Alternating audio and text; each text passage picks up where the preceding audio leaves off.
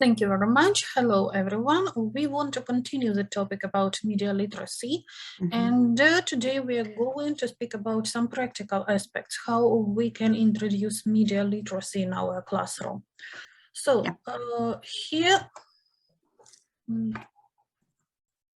let's start from the topic. What is media literacy?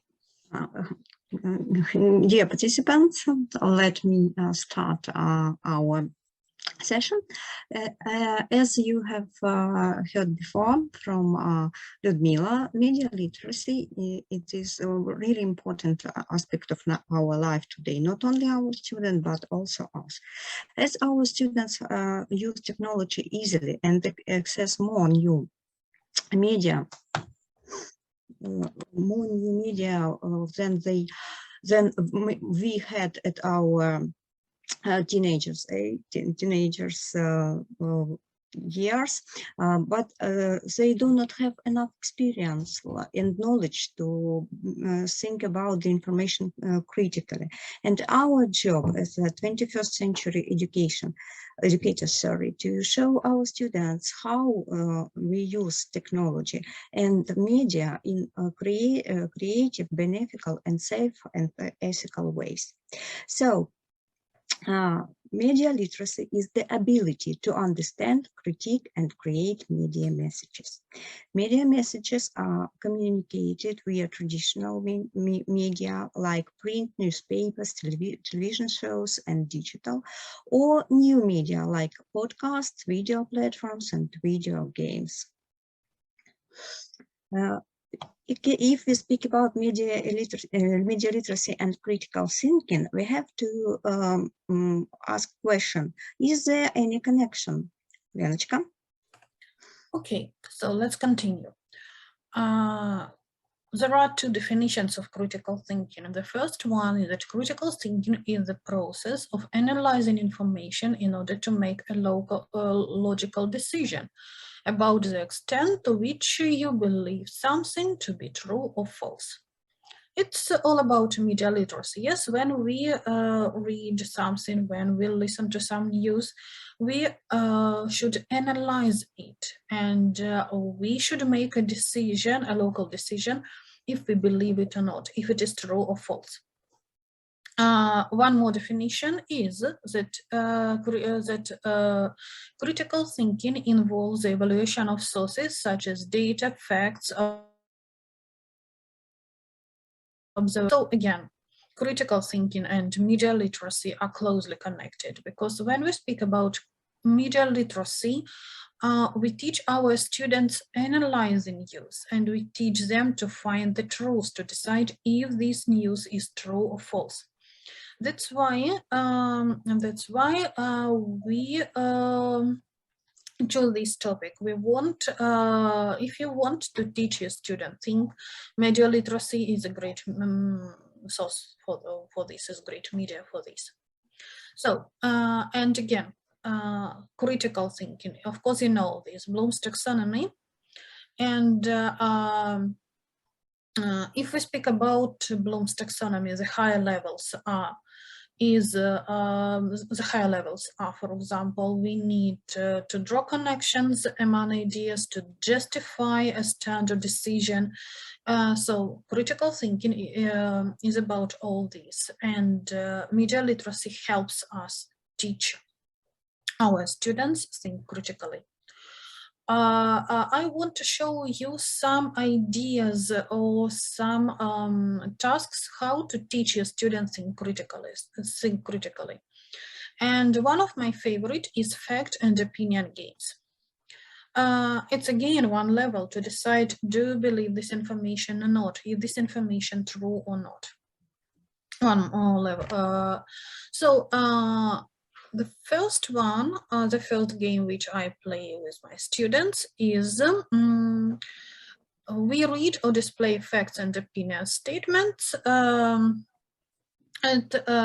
one time. For example, I read them some statements, and they have cards with facts and opinions, and they show them to me.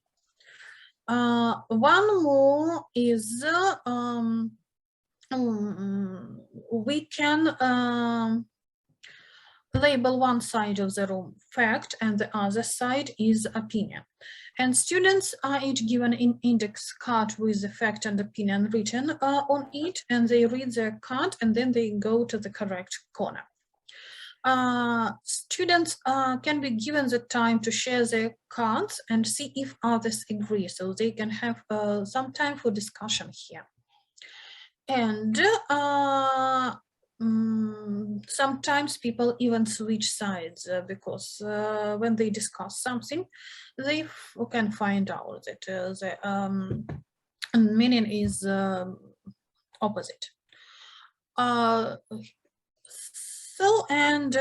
One more way to play with facts and opinions.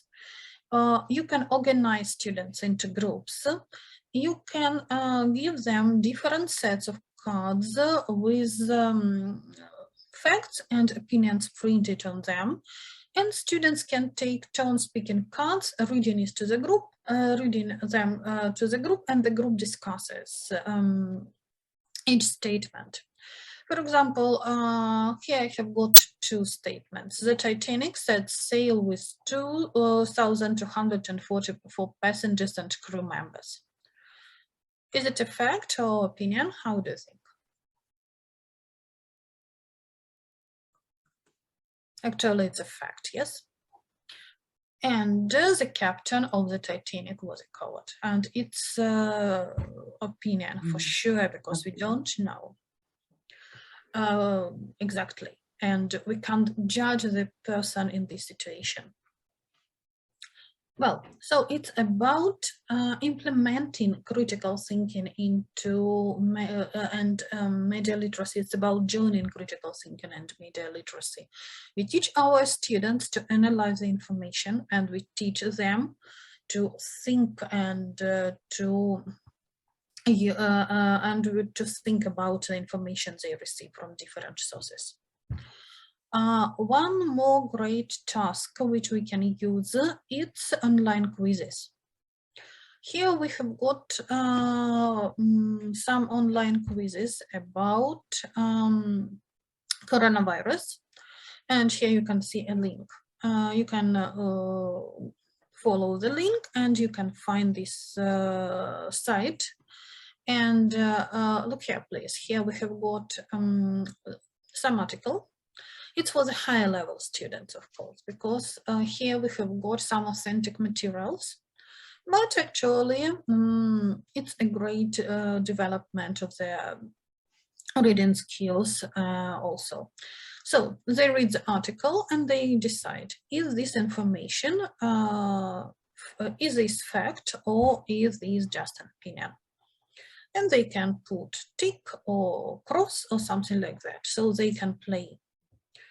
One more online quiz is also, you can see here the you can see here the link, and you can follow the link and find here an online quiz. For example, how well can you tell factual from opinion statement? Democracy is the greatest form of government. Is this fact or is this opinion? And you students should decide. You can use these quizzes, and then you can discuss these issues with your students. So this is all about facts and opinions. And now let's speak about disinformation and its types. Thank you, Galytska. So critical thinking skills, as Lena told, are usually based on analysis. And media literacy involved different types of analytical of analysis for our students. Especially analytical skills is boosted by differentiation between different types of disinformation. Here you can see how the three types of disinformation and how they really closely connected, and sometimes it is very difficult. You can see that we can deal with misinformation, disinformation, and malinformation. So misinformation, it is just next slide, Lenочka, please. Misinformation, it's just unintentional mistakes, inaccurate data or statistic which is not really serious, or it wasn't checked quite well. Disinformation, it is fabricated, manipulated, false content, and malinformation, it is intentional change of the content, date or time of for example, usually it is used for harassment or hate speech, and this type of misinformation is the most dirty, if it is possible to say so, because oh, Liana, welcome, Liana. Thank you. Yeah, so it is the most dirty because it is usually connected with harassment, hate speech, and the main purpose of malinformation is to do harm to the company or any person. And now you can see the task which I usually have with my students. We think about two different ways of campaign. Usually I use the fairy tale Little Red Riding Hood or Cinderella, and we divide my students into 3 groups, and they think how to make this information from this point of view. We usually deal that Cinderella or Little Red Riding Hood, it is the true fact, and they are reporters in very famous newspapers, and they have to make a mole companion for this fairy tale, or miss or didn't for a companion. And then they share the class their ideas, and the whole class they tried to guess what type of companion was used particularly for this story. And I also propose such variant not only for fairy tales, but for newspapers heading. Here you can see one of newspapers heading. Boris Johnson claimed that Ukrainian refugees will be reported to Rwanda. This heading was in one of Russian newspapers. Yeah, in one of Russian newspaper. But the article tells us about these facts, but only at the end of this story they said that that is true only for illegal refugees and not only from Ukraine. And we can use this heading to make also 3 different types of campaign with our students. Next slide, please. That's why when we read a lot of new information, even with newspapers headings, we have to make a fact checking. So in presentation we put video. What does it mean, fact checking? You can use this link with your students also, and you also can make such type of the task, like take a heading and try to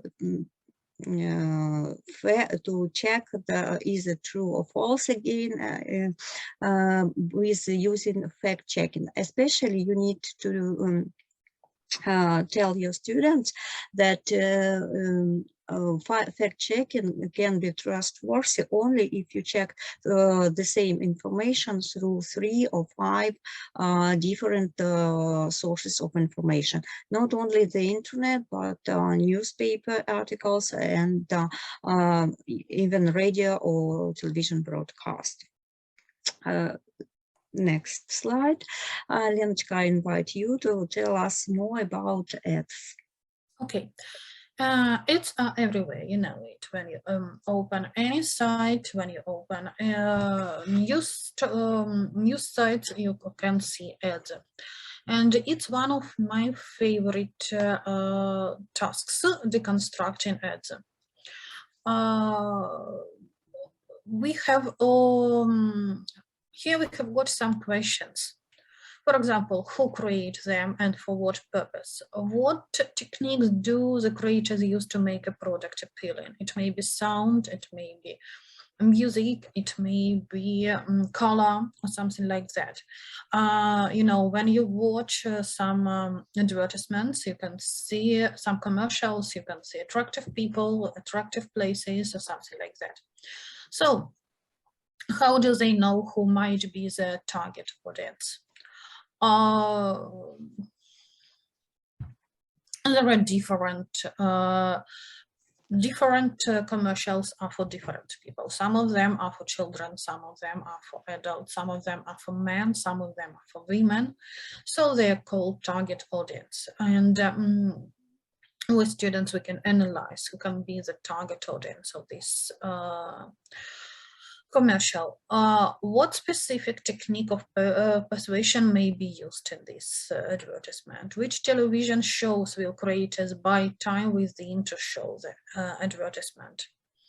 You know, sometimes you can see some films or some soap operas or something like that, and they constantly drink something or eat something or drive some cars, some expensive cars. It's some kind of hidden commercials. How much does it cost to make an ad, and how camera work, lighting, music, editing used to tell the story, and how I feel after seeing a commercial.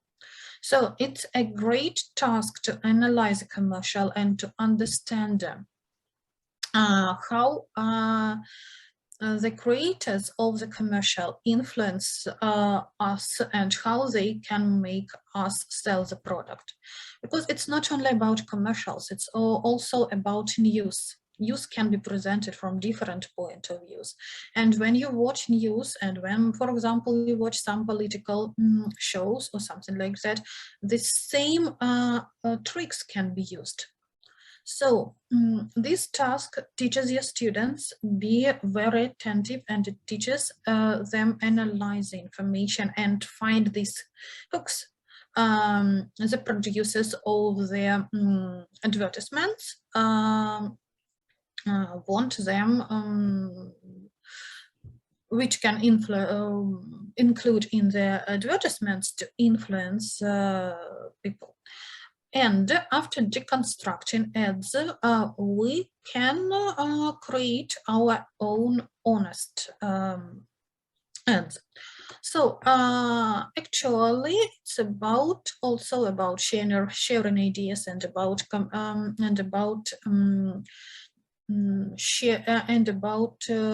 sharing ideas with other teachers. Here I have got a couple of pictures. I took these pictures during when I visited school in Finland. I took these pictures. They also work with deconstructing ads, and they created these honest ads. For example, here you can see a very famous character,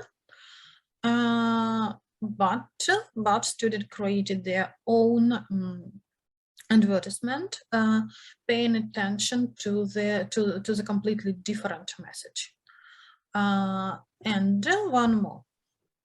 It's about Kit Kat. Yes, have a break, have a Kit Kat. But here we have got another honest deconstruction of this message when we attract attention to the consequences of eating such Kit Kats or something like that. Have a treat, have a fit fat. So that is where I took this idea from. And then we tried to create something like that with my students. And this really makes them think about the main idea of advertising. Okay, and now one.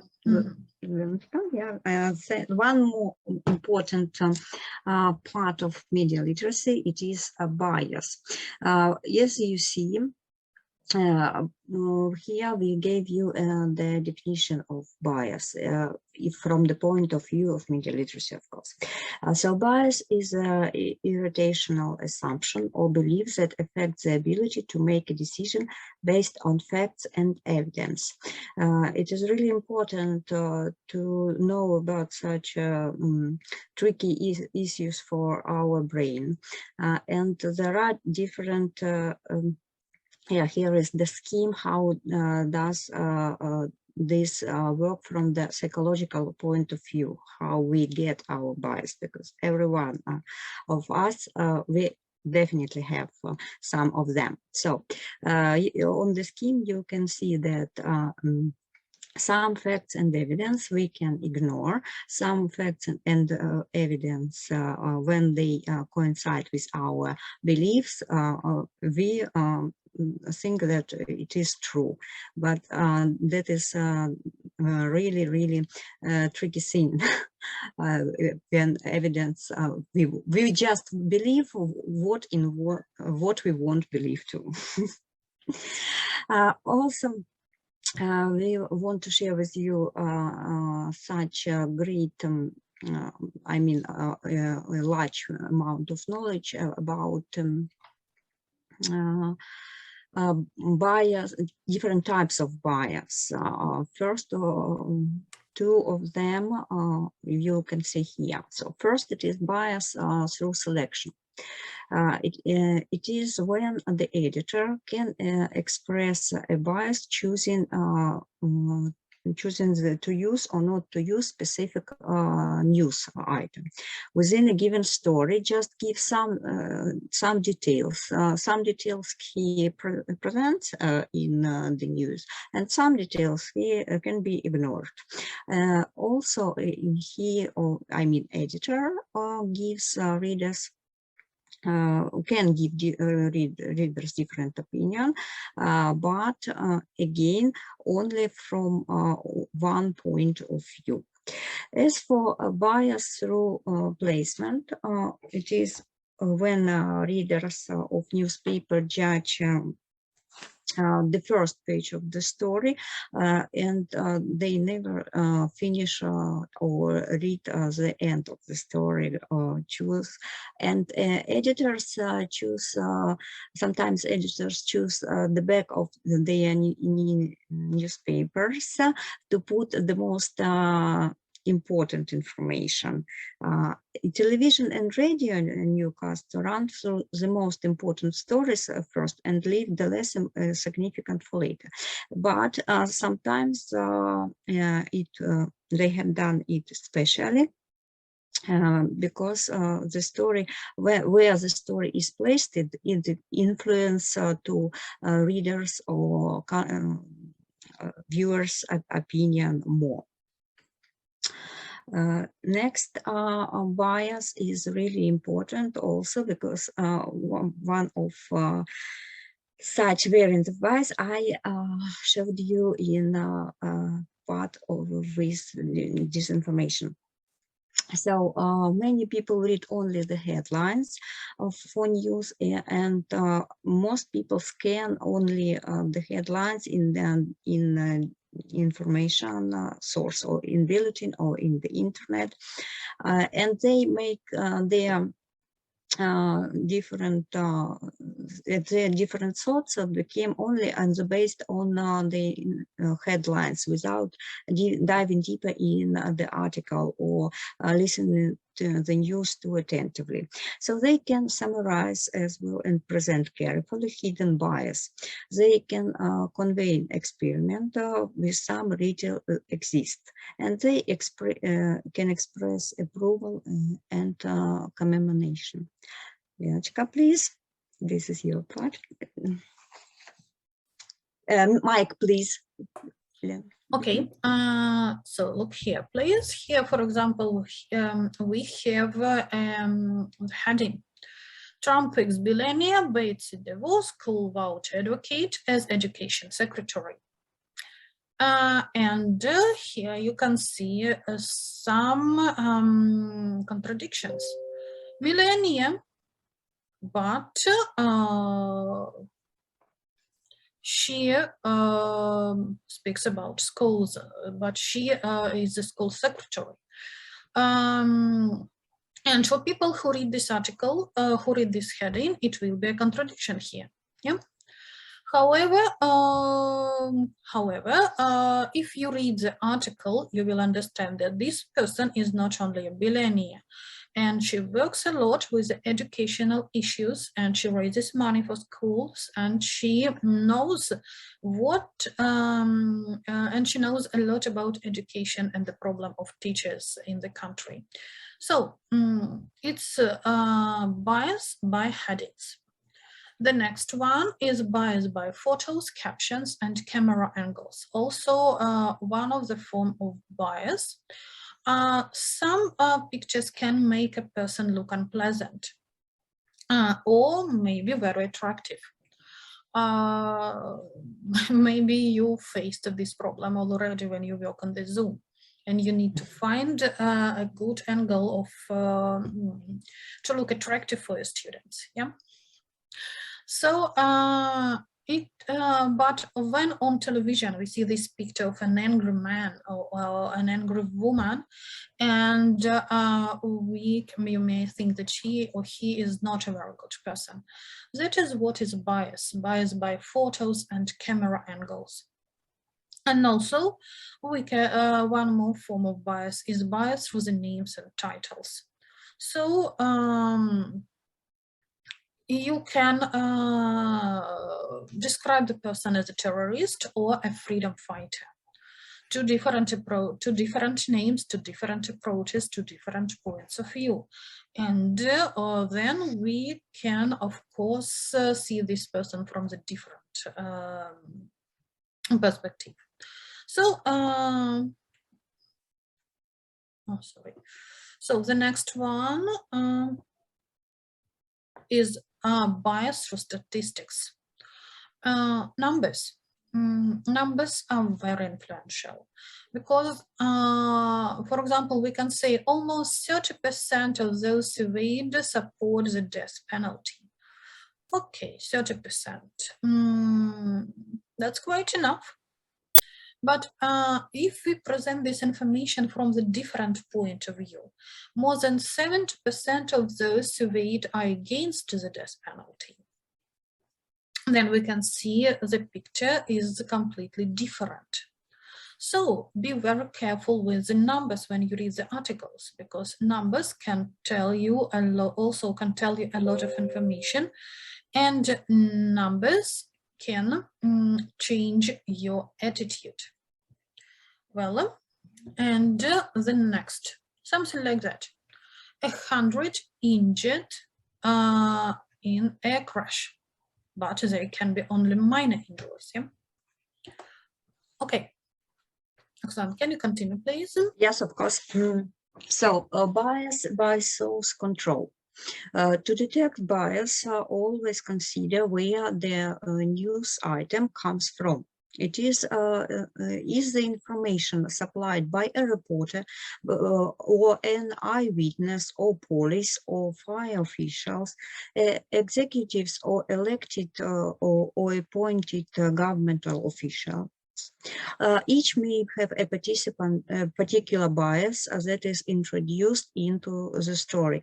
It means that definitely pay your attention what source of information you've got, because police will have police officials will have one point of view, eyewitness can have another point of view, and of course those who conducted the crime has his own point of view.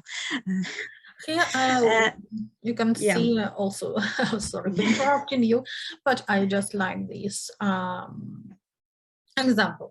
Here we have got the same text. Eating tomatoes is one of the best things you can do. This beautiful red fruit not only thrill your taste buds and brighten your plate, they help fight disease. Studies show that people who eat tomatoes, and lots of them, lower the risk of cancer because tomatoes contains lycopene and powerful antioxidant. So this information can be presented. In one situation, the information is presented by Tomato Farmers of America. And in the second case, it is presented by Dr. Joe Madsen. So, will you believe the first article? Maybe. But you will understand that this article is just an advertisement. Yeah. Because farmers want to sell their products. But the second case is completely different. It's a doctor, and maybe he knows what he's speaking about. So let's eat more tomatoes. Well, you're welcome. Yeah, okay. So also, while you are reading newspaper or listen to the radio broadcast, pay your attention on word choice and tone of the article or broadcast, because it showing the same kind of bias that appears in headlines. The use of positive or negative words or words with a particular connotation can strongly influence the reader, the viewer. Especially it is really important for news in radio, because the tone of the presenter can be different, and it can also influence your influence on you and how you will consume these information from the positive point of view or from the negative point of view of presenter. Because if he says the same words with different intonation, it gives emotions to the news, and it can change your consumption of this info. Mm-hmm.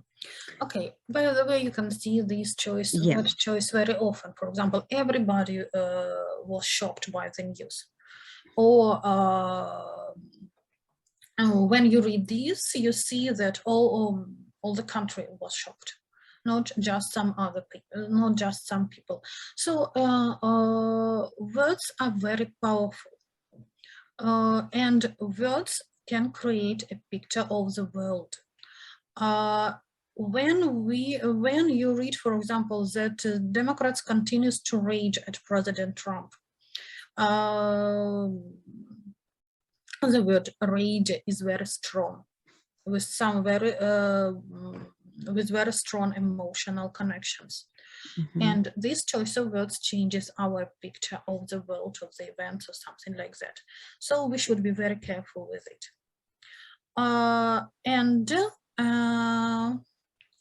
Sorry. Here we have got some ideas how to spot these bias. Oksana, you're welcome. Yeah. So first of all, be very attention with information, with kind of information. What information is it? Is what kind of information do you listen to or read? Is it news? Is it somebody's opinion about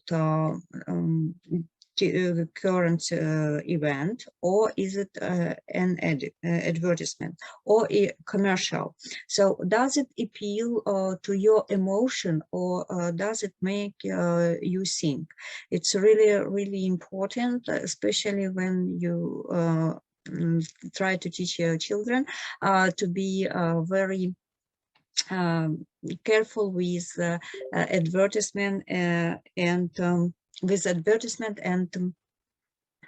commercials, because usually it is emotionally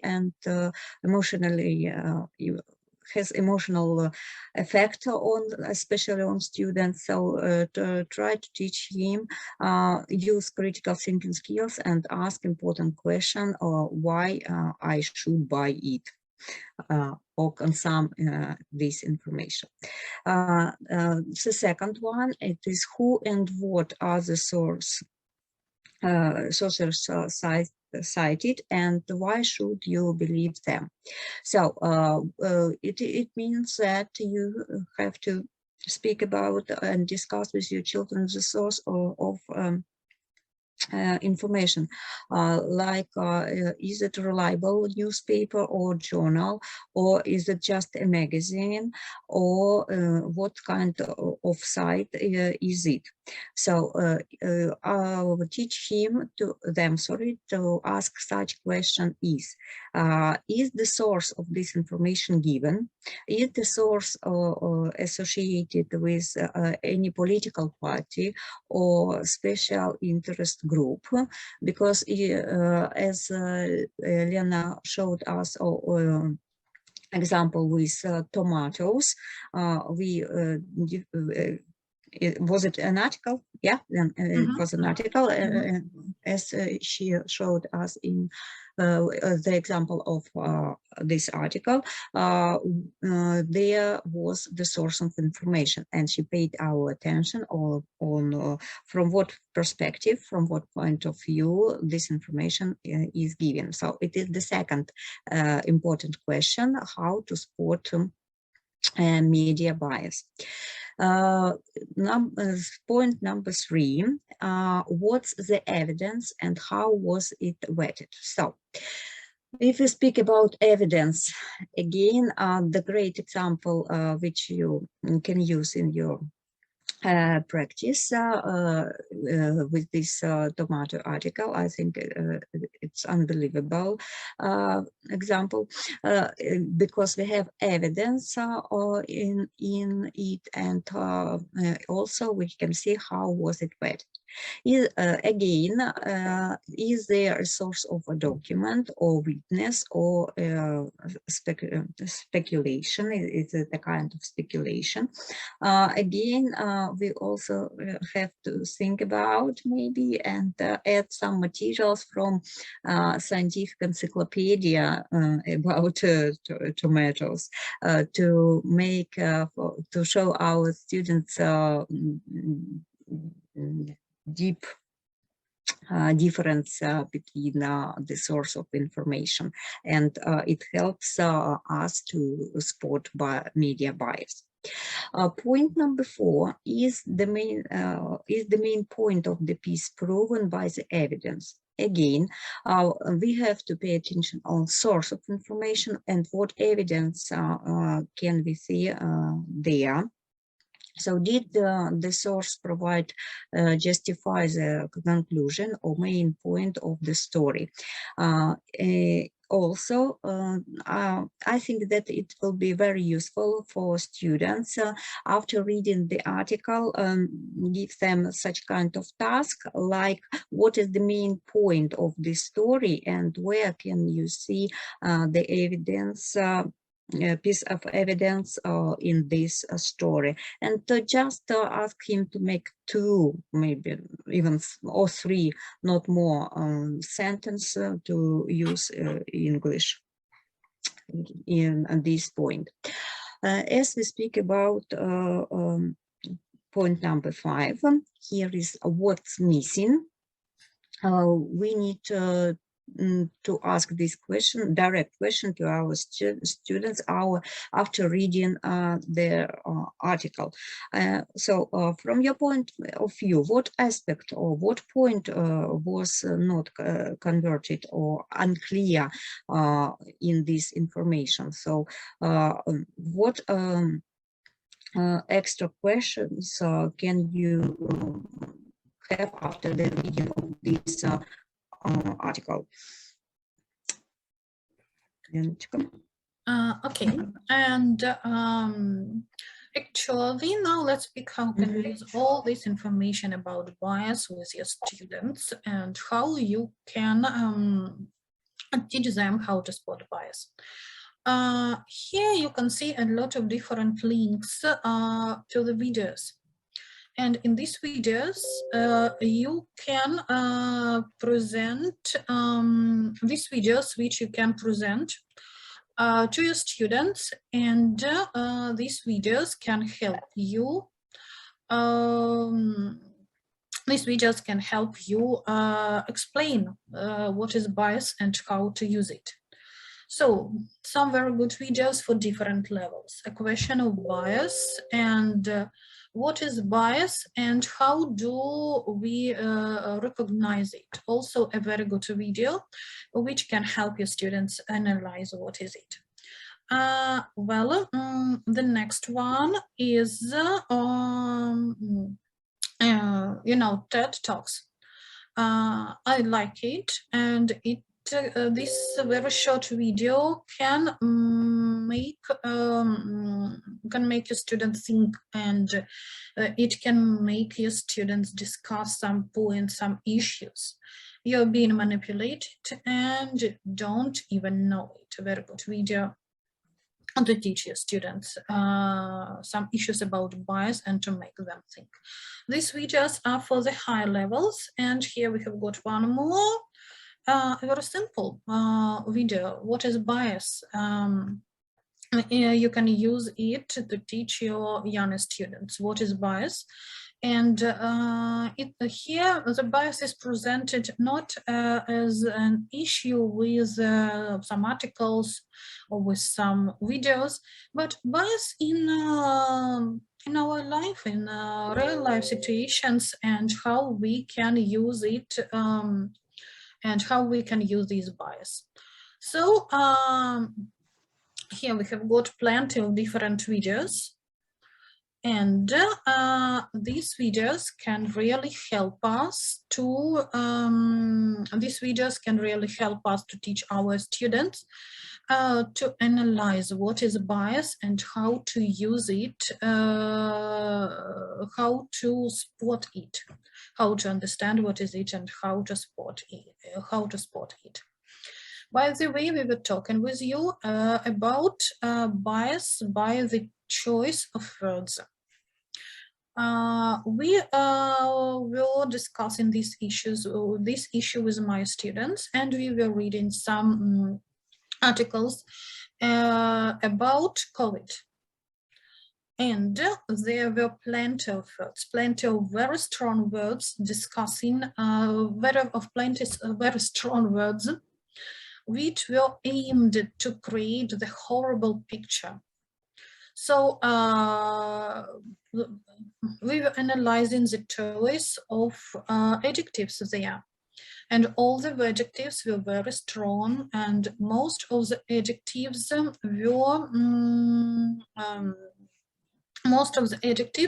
were showing a horrible picture.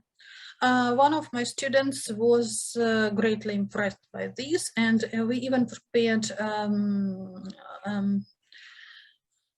we were preparing with them some kind of scientific papers because for the main Academy of Science.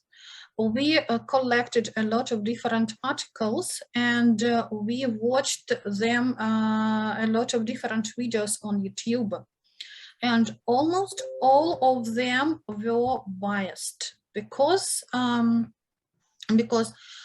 if we speak about the choice of words, the main idea of the people who present this news, they want to attract our attention, yes, to grab our attention. That's why they choose the words to grab our attention. And it was a great experience when we analyzed all of them, and when we came to the conclusion that almost all the news are biased. News sell us information, and they use some tricks. So we should be very, very attentive when we speak about it. And now I would like to speak about some other issues. Well, today we presented to you not only, we were speaking not only about media literacy, we were speaking about how we can use these media literacy issues in our classroom. And we, together with Oksana Sakhatska, this year we created a project for the teachers of our region. Oksana, how was it called? Implementing media literacy in English classroom, in your English classroom. Yes. So we tried to join media literacy and we tried to join English. And the aim of this project, we teach media literacy. Yes, there are a lot of different courses. There are a lot of different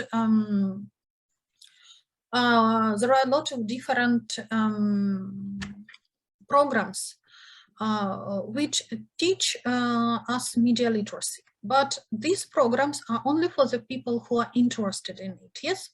As far as I know, Oksana was a trainer, yeah? And people who came to this training, they were interested in this issue. Yes. Yeah. And our idea with Lena when we implement was in implementing how particular every teacher of our region can implement media literacy in English lessons with every topic which coincide with national curriculum. Yes, so we tried to implement media literacy into the national curriculum. So we learned a lot of topics connected with the media literacy. And we can use these materials to teach our students, not only to teach them analyze and to teach them think for themselves every lesson. That's why we created this project, and that's why we created, we proposed our teachers to create their own materials. And then we made this site, Media Literacy in Ukraine, where teachers published their, materials. We provided. Yeah, can I add? Well, the peculiarity of this site, it's not that here teachers of every subject can find the information, because not only English teachers were involved in the project. And the teachers of history, of literature, of chemistry were also and they published their material. You can see them. Lena will show us in Ukrainian. But I mean that it is not only for English teachers, it is for teachers of every subject in Ukrainian school. And what is more important, that the topics of their materials also coincide with national curriculum in chemistry, in history, and so on and so forth, and other subjects. As far as I remember, only and the primary teacher of primary school was published. She published material here also. Lenочка. So we conducted several trainings for the teachers, and then they had to create their own materials. They had to take one topic, and they created their materials based on this topic, on their curriculum. Here we have got a lot of publications, and students and teachers used a lot of different methods, a lot of different approaches. For example, here you can see some of the topics. For example, advertising. we have got this topic. If maybe you remember this book, which is called Get to, oh no, not Get to Thousand, the book for preparation for exams. And there we have got a very good topic about advertising, tricks of trade. So this,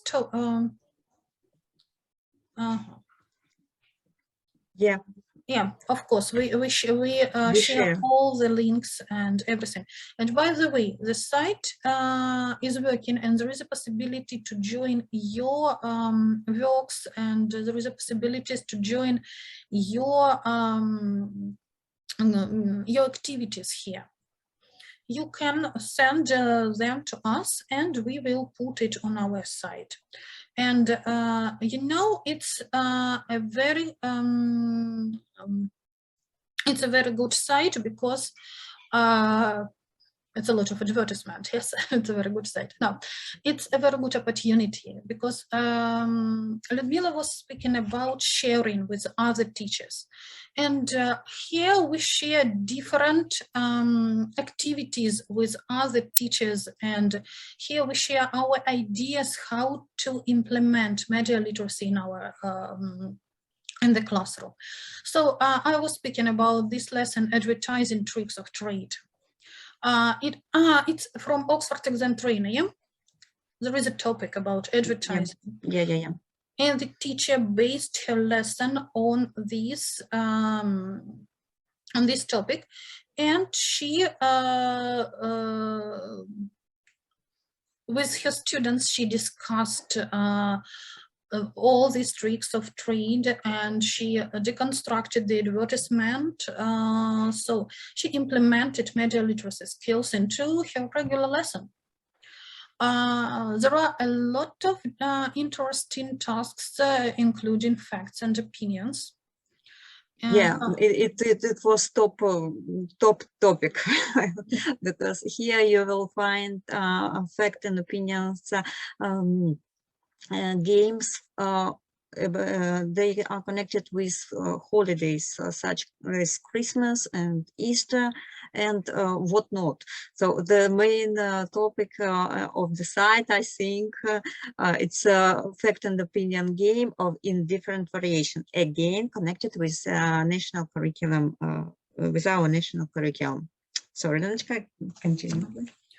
Okay, so here we have got, there are a lot of games connected with the facts and opinions, and you can look at them. Here we have got film reviews, here we have got bias in media, here we have got a lot of different tasks. As far as I remember, there are more than 40 activities. Yeah. Mm-hmm. There are more than...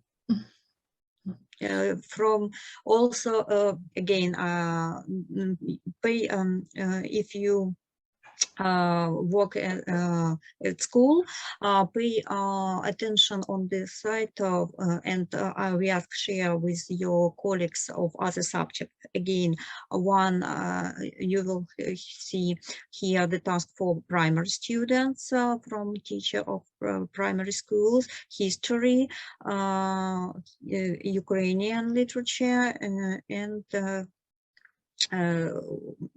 again chemistry. Yeah, definitely. Mm-hmm. So media literacy is not only about some courses about English. It's not only about English. Yeah, and it's not only about English.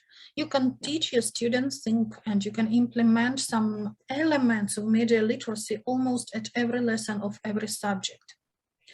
And as I've already told you, media literacy is not only about knowing some tricks.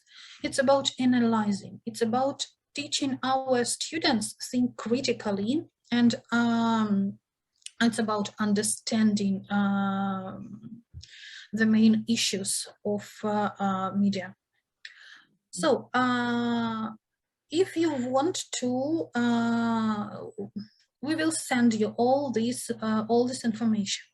And if, as I've already told you, if you want to participate, you're invited. You can create your own materials and we can share them with other teachers. It would be a great exchange, actually. And I hope these materials can be useful for you, and you can use them during your lessons, and you can share. Well, you are more than welcome to share them with your colleagues from your schools.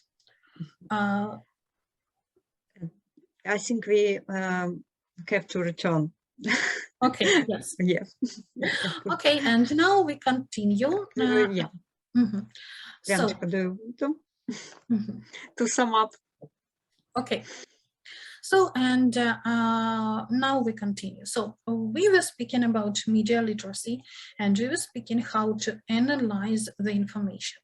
Here we have got some tips which you can use when you work with your students, and which you can we can share with your students. Oksana, can you please? Yes, of course. Present them? So first of all, I think this slide is the most useful for us from the whole presentation. Why? Because here we sum up the main points of media literacy and critical thinking at the lesson. First of all, determine who has written this news article or message. Are they a reputable or a reliable source?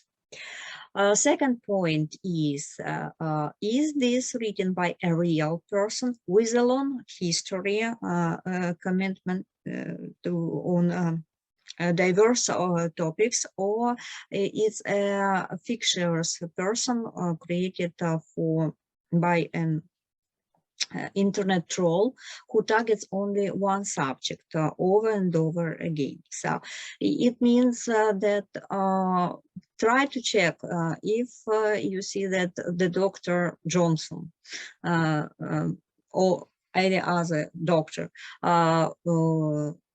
made this piece of news, this masterpiece. Is this doctor exist in reality? How long does he work in this field? And it's easily to check in the internet. Actually, point number 3. Where has the article been published? Can I find the same information from another source, or reliable or more reliable one? I have commented this several times, so please double check the information in 3 or 4 resources. Media, I mean, not only printed media and internet, but also try to listen to the radio and TV broadcast. Also, it is important who is the owner of this TV channel. Number 4. Examine claims found in YouTube videos and social media posts. Are they a clickbait? Articles that spew out disinformation mean to prey on your emotions. One of the example of such heading and clickbait we gave you in the disinformation slide, because when we read such heading, we always think about Ukrainians who is in Great Britain, and we think about poor people. Oh, they will be sent somewhere into South Africa. Oh my God! And it means that emotions play very important part in our consumption of information. So be aware of it. Think twice before you like or share an article on social media. Again, if you will make the previous 4 steps before you will share this information, I think you will change a little bit your opinion and not be so and cool down a little bit, and your sharing will be more reasonable and more reliable for other people. Don't buy into hate and educate. That is really important when even you go shopping in your everyday life. Please don't buy anything. Only looking for a big discount. Something can be hidden why this maybe quite expensive product is sold for very small amount of money. So think twice again what's happened, why is it so. Then be skeptical, but avoid of cynicism. Again, it's about it's not only about consuming, it's also about stop and think. Ask yourself some questions. Why do I need it? Do I need it? And what I'm going to do? And then maybe you decide that you have nothing to do with and you do not need to buy, or you do not need to hate anyone, or so cool and think. Next. Be work literate, fact checking everything.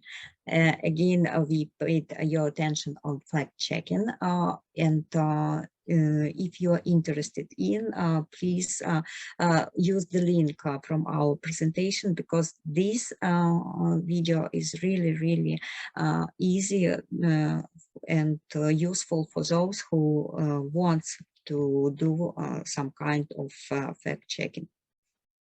We included actually some videos which can be used with your students, and you can watch them, you can discuss them, and you can learn about some issues connected with the media literacy.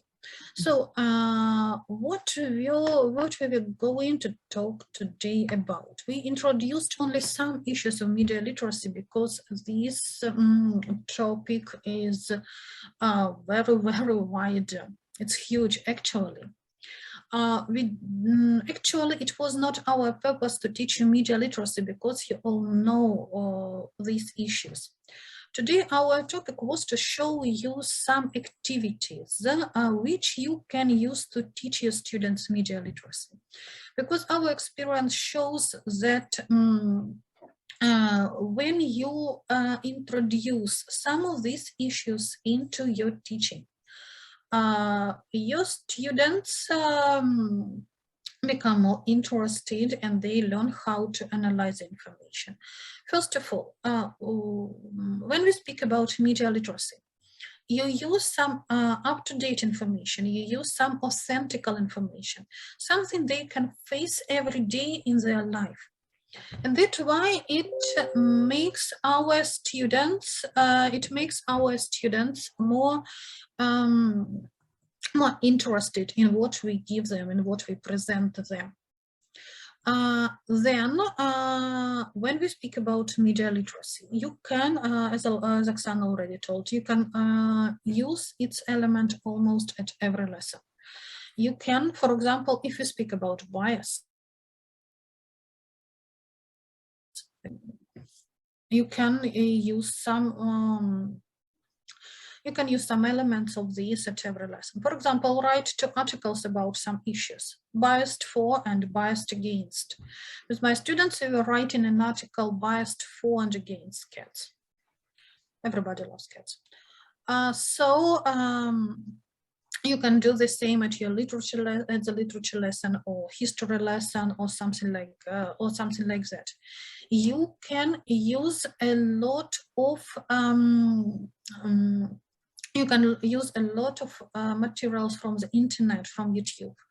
Your students watch a lot of YouTube videos, so why not use them at the lessons, but not just use them, but analyze them from the point of view of media literacy.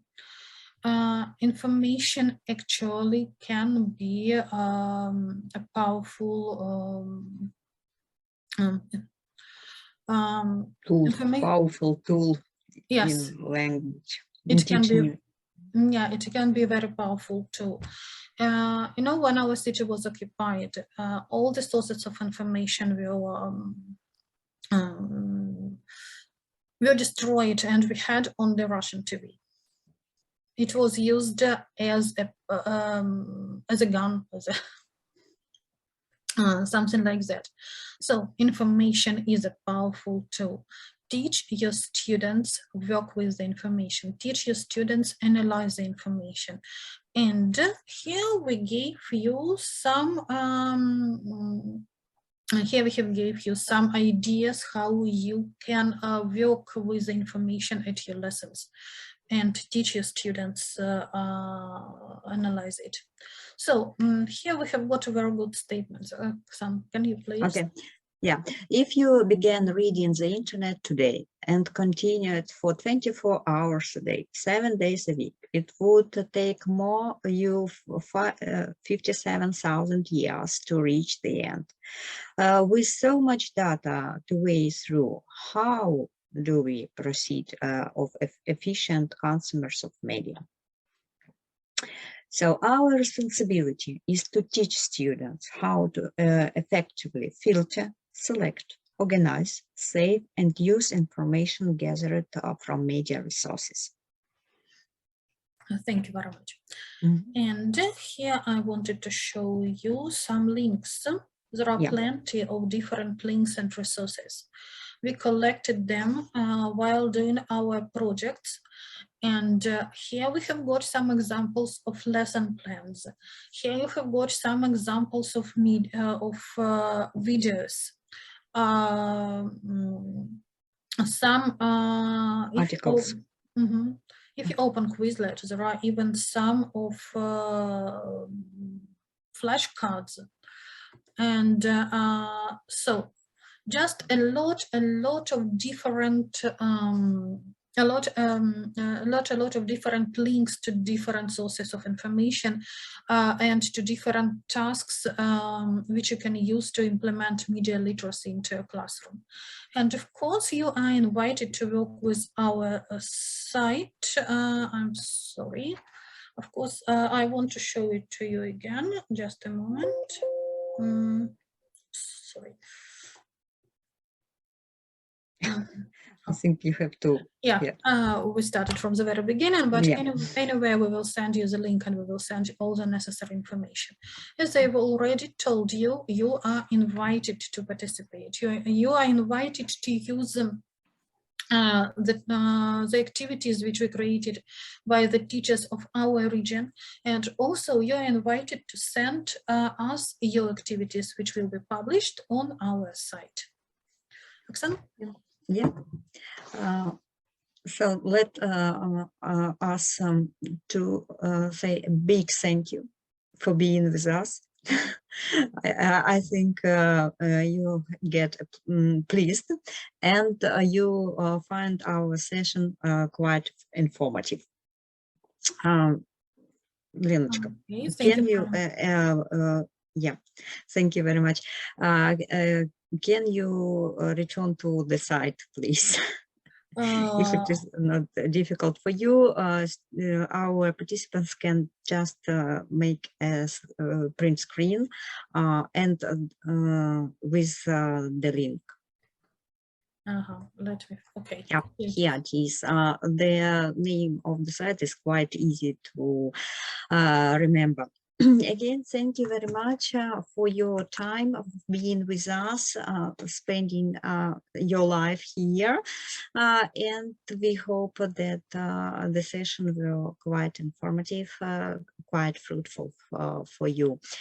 We will be happy to see you, to hear from you, waiting for your feedback, and take participation in our co-author of our site.